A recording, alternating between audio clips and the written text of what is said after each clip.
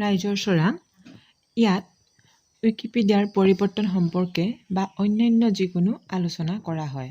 বাওঁফালৰ স্তম্ভৰ দ্বিতীয় শাৰীত থকা এই ৰাইজৰ চৰালৈ গৈ আপুনি ইয়াত থকা বিভিন্ন শিতানসমূহ পঢ়িব পাৰে। সমূহত ক্লিক কৰি ইয়াত কি আলোচনা হৈছে সেইবিলাক আপোনালোকে পঢ়িব পাৰে, অনুসন্ধান কৰিব পাৰে। এইসমূহ মুক্তভাৱে চোৱা চিতা কৰাত কোনো ধৰণৰ বাধা নাই। আপোনালোকে নিশ্চিন্ত মনে এইবিলাক পঢ়িব পাৰে। এইদৰে ৰাইজৰ চৰা শিতানটো আপোনালোকে খুলি চাব পাৰে, পঢ়িব। এতিয়া আমি পিছৰ শিতানলৈ আহিছোঁ। ইয়াৰ পিছতে আছে বাওঁফালে ওপৰত ৰাইজৰ চৰাৰ তলতে উইকিপত্ৰিকা। আমি উইকিপত্ৰিকাৰ বিষয়ে চমুকৈ ক'ম। উইকিপত্ৰিকা হৈছে অসমীয়া উইকিপিডিয়াৰ দাপোন। ইয়াত প্ৰতি মাহৰ খামৰ খতিয়ান পিছৰ মাহত উইকিপত্ৰিকাখনত প্ৰকাশ কৰা হয়। সেইদৰে ইয়াত মই এতিয়া দেখুৱাবলৈ লৈছোঁ মে' মাহৰ উইকিপত্ৰিকাখন, য'ত এপ্ৰিল মাহৰ কামৰ খতিয়ান উল্লেখ আছে।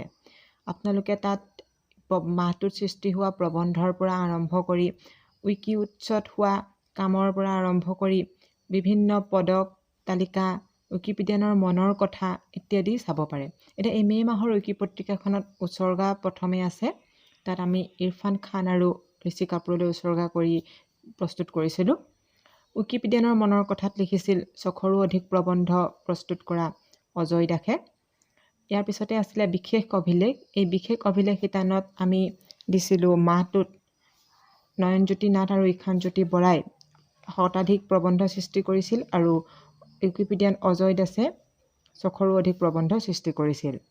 ইয়াৰ লগতে আপোনালোকে তাত দেখিবলৈ পাব এইবিলাক পৰিসংখ্যা আৰু অন্যান্য উল্লেখনীয় কাম, উল্লেখনীয় উইকিমিডিয়ান, পদক তালিকা, এইসমূহ প্ৰতি মাহতে থাকে আৰু এইসমূহ প্ৰতি মাহৰ কামৰ খতিয়ানৰ ওপৰত ভিত্তি কৰি লিখা হয়। ইয়াত থকা উল্লেখনীয় কামত মাহটোত হোৱা বিশেষ কামৰ বিষয়ে লগতে উইকি উৎসত কি কি কিতাপৰ কাম সম্পূৰ্ণ হ'ল সেইসমূহ উল্লেখ কৰা থাকে। এইদৰে উইকিপত্ৰিকাখনি অসমীয়া উইকিপিডিয়াৰ দাপোন বুলি কোৱা হয়। আপোনালোকে ৱেবছাইটত গৈ আগৰ মাহৰ উইকিপত্ৰিকাসমূহ চাব পাৰে আৰু এই উইকিপত্ৰিকাৰ জৰিয়তে অসমীয়া উইকিপিডিয়াৰ উত্তৰ আপোনালোকে অনুভৱ কৰিব পাৰিব। ধন্যবাদ জনাই পুনৰ কওঁ, অসমীয়া উইকিপিডিয়াৰ বিষয়ে জানি থাকিবলৈ চেনেলটোৰ সৈতে যুক্ত হৈ থাকিব।